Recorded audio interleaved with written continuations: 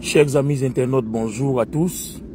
Bienvenue à notre rubrique du sport, la matinale de ce mardi 2 juillet 2024.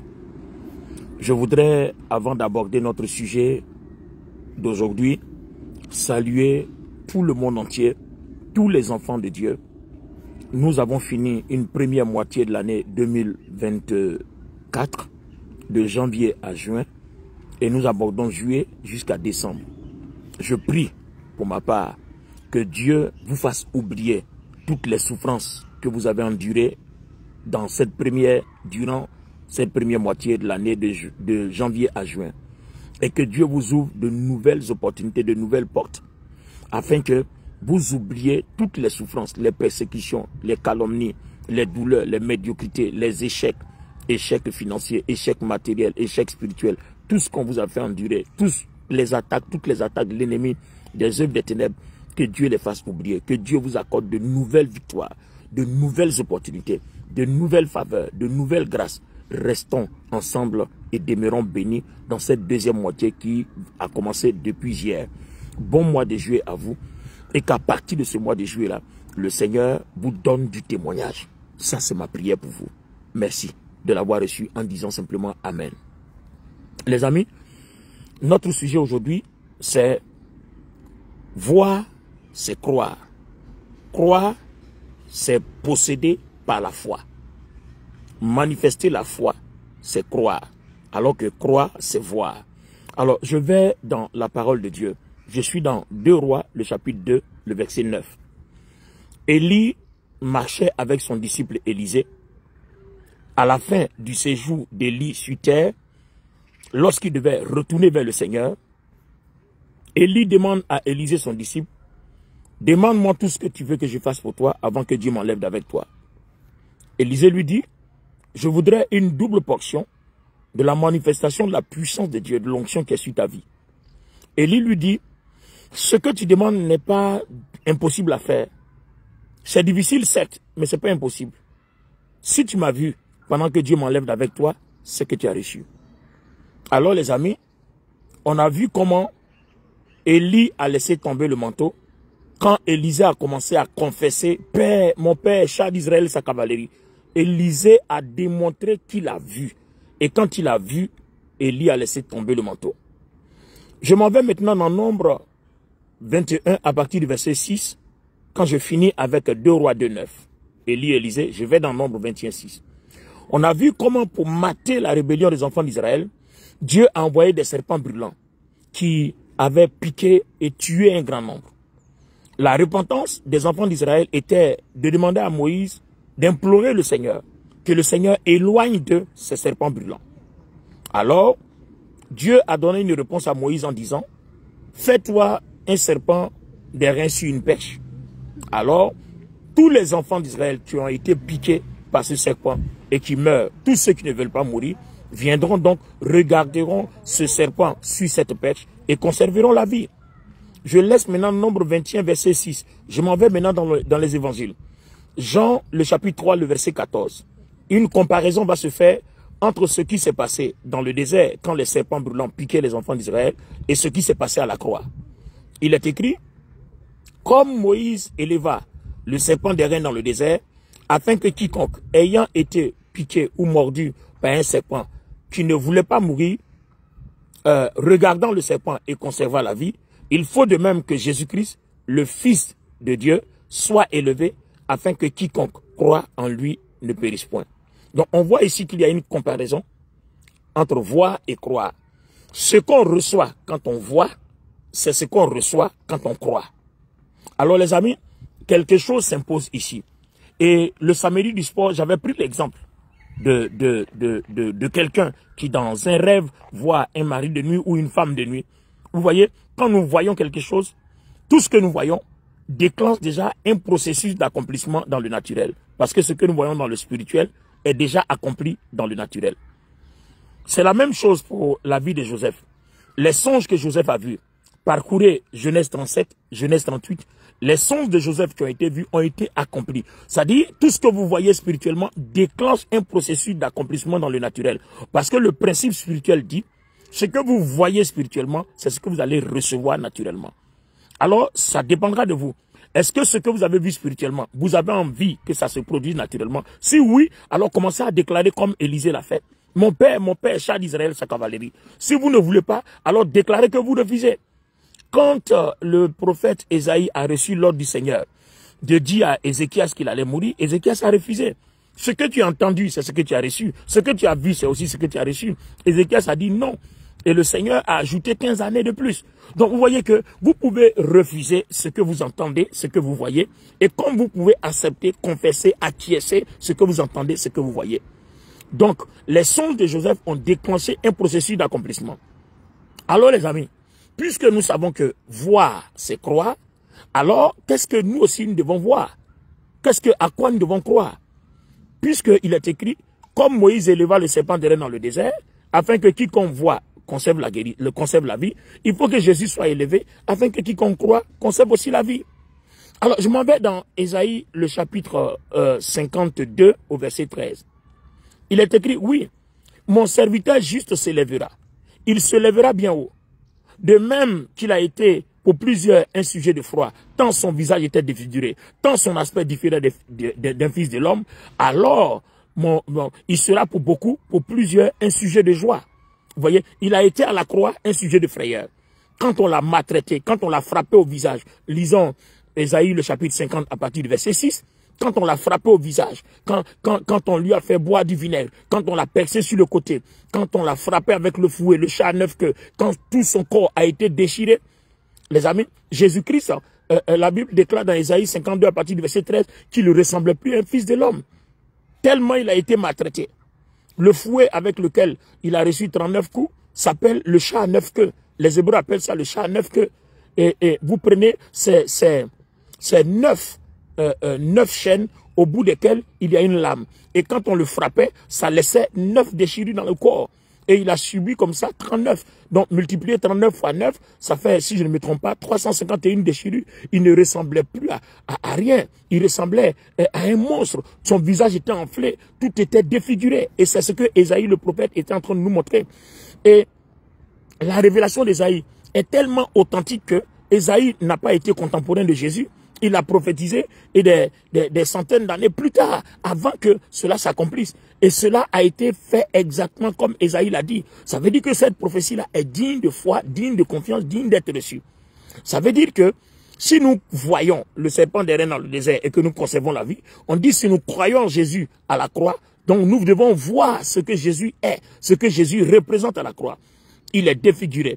Quand nous voyons son sang qui coule, quand nous voyons tout ce témoignage-là, c'est le signe que celui qui croit à ça a la vie. Celui qui croit à ça est justifié. Celui qui croit à ça est purifié. Donc vous voyez que désormais, ma foi va se baser sur le fait que je suis justifié parce que je vois Christ à la croix. Je suis justifié, je suis purifié parce que je vois Christ à la croix défiguré, je vois son sang qui a coulé, je vois son côté percé, je vois ses mains de part et d'autre percées, je vois ses pieds percés, je vois son visage défiguré. Vous voyez, toutes ces choses-là, nous devons le voir dans notre esprit. Regardez la description d'Ésaïe. Qu'est-ce qu'Ésaïe décrit? Il dit, mon serviteur juste s'élèvera. Or, le serpent d'airain a été élevé sur une perche. Jésus aussi a été élevé sur une colline à Golgotha. Donc, c'est la même comparaison. Regardez bien. Il se lèvera bien haut. Tant son visage était défiguré. Et Ésaïe 50 montre comment il a été maltraité. Vous lisez dans les évangiles, vous allez voir comment Jésus-Christ a été maltraité, comment il a été fouetté, comment il a été frappé, comment il a été flagellé. Toutes ces choses-là, c'est des choses que nous avons dans notre esprit. Vous voyez? Quand on vous raconte une histoire, vous avez déjà la version de l'histoire dans votre esprit. À partir du moment où vous avez les faits, vous avez déjà la représentation dans votre esprit de ce à quoi cela ressemble. Et c'est de ça que le diable a peur. Le diable n'aura pas peur parce que tu pries beaucoup, mais le diable aura peur de ta foi parce que tu sais ce qui s'est passé à la croix et tu as une représentation spirituelle de ce qui s'est passé à la croix. Et quand vous confessez cette représentation spirituelle qui est dans votre esprit, parce que n'oubliez pas que dans Éphésiens le chapitre 5, le verset 22 dit que notre esprit est en mariage et en union avec l'esprit de Christ. Pourquoi? Parce que notre union avec le Christ est comparée à un mariage. Il est bien écrit. Femme, soyez soumis à vos maris comme l'Église est soumise au Christ. Hommes, aimez vos femmes comme le Christ aime l'Église. Vous voyez, la comparaison de notre relation avec le Christ est comparée. Notre relation avec le Christ, pardon, est comparée à un homme qui s'unit avec une femme, à un mariage naturel. Donc, si nous comprenons le langage du mariage naturel, si nous savons décrypter le mariage naturel, alors nous comprendrons ce qui se passe dans notre esprit, dans cette union avec le Seigneur. Donc, notre esprit est l'épouse et le Seigneur est l'époux. Ça veut dire que cette relation-là est une relation de partage. Donc, on commence déjà à comprendre ce que nous avons déjà, la vision nette que nous devons avoir dans notre esprit. Puisque ce que nous voyons, c'est ce que nous recevons. Alors, si nous voyons cette représentation dans notre esprit, que notre esprit est uni au Christ, alors si nous croyons à ça, commençons à confesser. Quand je suis malade, je confesse que mon esprit est uni au Christ et je confesse que c'est par l'esprit que Dieu donne la guérison au corps. Or, le Christ, quand je lis Colossiens le chapitre 1, le Christ est le chef de tout, il a pouvoir sur tout, il a autorité sur tout, il est le premier en tout, il est le maître en tout, il a puissance sur tout. Et si mon esprit est uni au Christ, ça veut dire que mon esprit a puissance sur tout, a autorité sur tout, est premier en tout, en raison de cette union. Parce qu'en raison de ce partage, en raison donc de ce partenariat, donc mon esprit est partenaire au Christ. Voilà un nouveau mot qui sort, le partenariat avec Christ. Mon esprit est partenaire avec le Christ. Donc tout ce que le Christ est, il le partage avec moi. Et tout ce que j'ai, je le partage avec le Christ. Donc dans nos rubriques futures, on va voir la foi et le partenariat avec Dieu. La foi et le partenariat avec le Christ. Donc les amis, ce que je vois dans mon esprit, c'est ce que je confesse. Et ce que je confesse, c'est ce que je reçois. Puisque à partir du moment où je suis conscient qu'une réalité spirituelle est dans mon esprit, à partir du moment où je le vois, je déclenche, c'est-à-dire un processus déjà d'accomplissement dans le naturel est déclenché. Et ce processus-là, ce n'est pas de votre faute, c'est pas vous. Quand Joseph a vu ses songes, un processus a été déclenché. Et il a commencé à subir des événements. Son frère a commencé à le haïr. Ils vont le jeter dans une fosse. Il va se retrouver quelque part chez Potiphar. Sa femme va attenter. Il va se retrouver en prison jusqu'à ce que le songe s'accomplisse. Et ce processus-là ne dépendait pas de Joseph. Si vous demandez à Joseph, est-ce que tu avais voulu être jeté dans une fosse? Il vous dira non. Est-ce que tu aurais voulu que la femme de Potiphar te fasse jeter en prison? Il va te dire non. Mais est-ce que tu aurais voulu que la maison de Potiphar prospère? Il va dire oui. Donc, vous voyez, il allait sélectionner ce qu'il aime et il allait rejeter ce qu'il n'aime pas. Vous voyez, puisque ce que vous voyez, soit vous l'acceptez, soit vous le refusez. Ézéchias, on lui a dit qu'il va mourir, il a refusé, il n'est pas mort. Vous voyez, donc si tu as le cancer, tu as une maladie, tu as quelque chose, tu dis je refuse, tu dis tu ne meurs pas, tu ne mourras pas. Ce que tu vois, ce que tu sais, ce que tu entends, c'est ce que tu confesses. La foi vient de ce qu'on entend. Et ce qu'on entend vient de la parole de Dieu. Et la parole de Dieu dit que Christ est mort à la croix. Et si je vois, si je crois en ça, alors c'est que j'ai vu ma guérison, c'est que j'ai vu mon salut, c'est que j'ai vu ma délivrance, c'est que j'ai vu ma liberté, c'est que j'ai vu ma victoire sur les œuvres des ténèbres, c'est que j'ai vu ma victoire sur la pauvreté, c'est que j'ai vu ma victoire sur la médiocrité, c'est que j'ai vu ma grâce, j'ai vu ma faveur, j'ai vu ma gloire. Alors les amis, nous avons besoin que la foi représentée de cette façon commence à devenir une déclaration et une confession.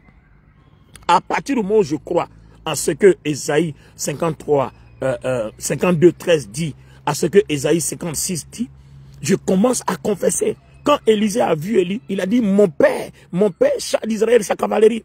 Ça veut dire quoi? Si jamais j'ai eu un obstacle en face de moi, que ça vient des ténèbres, à partir du moment où j'ai vu ce que j'ai reçu, j'ai vu ma victoire, Christ est mort, son sang a coulé, je le sais, je l'entends et je le reçois. Mon esprit le voit, mon esprit le comprend. Alors je commence à déclarer. Et quand je commence à déclarer, c'est à ce moment-là que le Saint-Esprit déclenche le processus de victoire. Le Saint-Esprit opère maintenant par la puissance de Dieu en ma faveur, sur la base de ma déclaration, à partir de la fondation de ce que j'ai vu et ce que je crois et ce que je confesse. Les amis, voilà un aspect fondamental de la foi. Donc, la foi, c'est voir. Voir, c'est croire. Et croire, c'est posséder par la foi. Alors les amis, essayons voir. Si vous avez une maladie, si vous avez un rendez-vous, si vous avez une situation, un problème quelconque, commencez à confesser. Seigneur, avant que j'arrive à ce rendez-vous, je commande que ta faveur me précède. Parce que Christ est mort pour que cette faveur-là, parce que moi je suis en communion avec lui, alors sa faveur me précède, sa grâce me précède, sa bénédiction me précède. Tout ce que je fais, il est impliqué. Pourquoi? Parce que spirituellement, on est unis à lui. Donc, partout où nous allons, n'oubliez pas que nous sommes faits de corps, d'âme et d'esprit.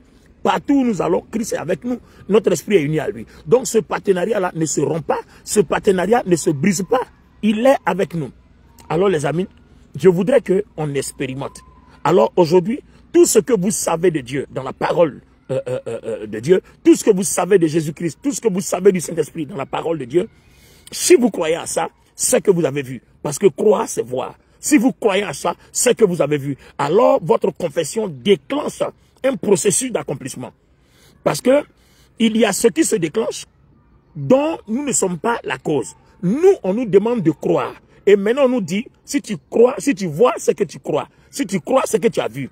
À partir du moment où tu crois, c'est que tu comprends. C'est que tu sais. C'est que tu es conscient qu'il y a un processus spirituel en toi qui a déclenché déjà un processus d'exaucement et d'accomplissement. Donc, commence à déclarer.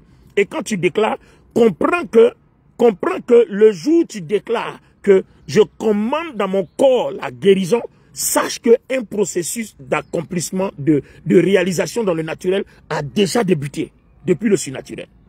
Et ça, c'est ce que nous devons retenir aujourd'hui. N'oublions jamais. Tout ce que vous confessez, dans lequel vous croyez, sachez que vous avez déjà déclenché un processus d'accomplissement dans le naturel. C'est ce qui s'est passé dans le songe de Joseph. C'est ce qui s'est passé pour Ézéchias. Si vous voulez, la chose arrivera. Si vous ne voulez pas, la chose n'arrivera pas. Et ce pouvoir-là, Dieu nous l'a donné par la foi. Mais seulement, il faut voir, il faut croire, il faut comprendre, il faut entendre, et il faut savoir que vous l'avez déjà à l'avance pendant que vous croyez, pendant que vous comprenez, pendant que vous confessez. Dieu nous bénisse. Toutes ces choses que nous disons, il faut les expérimenter. Si vous les expérimentez, vous comprendrez que c'est réel. Alors, j'espère, j'attends vos témoignages. Alors, si tous les messages que je donne ici vous font du bien, n'oubliez pas de mentionner dans un commentaire sur ma page Olivier Bonny. N'oubliez pas de vous abonner à la page. N'oubliez pas aussi de partager ces messages. Vous pouvez aussi trouver ces mêmes messages sur ma page YouTube Olivier Bonny Ministry. Voilà, abonnez-vous à la page, partagez et permettez à quelqu'un d'être béni à travers ces messages. Et puis, vous pouvez aussi les voir sur Instagram, sur TikTok, Olivier Bonny Ministry. Restons ensemble bénis. C'était ce 2 juillet 2024 dans notre matinale du sport de ce mardi. Restons bénis. Et puis, si vous voulez prier avec moi, je suis en séjour en France. Vous pouvez me trouver tous les dimanches de 15h à 17h. Bientôt, on passera de 14h à 16h30. Je suis à Sarcelles. Je ne suis plus à Cergy. Je suis à Sarcelles. C'est le RERD, direction Garges, arrêt Garges. Vous prenez le bus 269, 270, arrêt Les Perreux. Voilà, c'est au premier étage. Tout de suite sur la droite, tous les dimanches de 15h à 17h30. On passera bientôt, par la grâce de Dieu, Dieu voulant, de 14h à 16h30. Alors, si vous suivez nos actualités, vous en serez informés. Si vous venez par GPS, c'est 3 rue du Bas-Perreux, 95 200 Sarcelles. Eh bien, tous ceux qui sont en Côte d'Ivoire, qui veulent prier avec nous, nous sommes aux 2 plateaux. Voilà, vous prenez le boulevard Latry, venant de Cocody par ENA, ou venant d'Angré par Sokosé, vous allez trouver l'ancienne station mobile qui est maintenant Ola. Vous contournez la station, vous allez voir les 2 cours de tennis et l'église à côté, les églises sources de vie, CSVJCAN, Communauté source de vie en Jésus-Christ, Alliance Nouvelle, dont je suis le pasteur principal. Notre WhatsApp, c'est plus 225 05 04 10 69 65 pour plus de renseignements pour tous ceux qui veulent participer, prier avec nous dans nos églises de Angré-Château, Yopougon Cité de David, à Korogo, à Daloa, à Tanda, etc. Restons et demeurons ensemble bénis. N'appelez pas sur ce WhatsApp-là parce que c'est un standard, c'est le service de communication qui gère ce WhatsApp-là. Si vous appelez, ils ne répondront pas. Mais si vous laissez un message, on se fera le plaisir de vous répondre. Merci à vous. Que Dieu nous bénisse abondamment à partir de cette deuxième moitié de l'année jusqu'au mois de décembre. Quelqu'un dit avec moi Amen.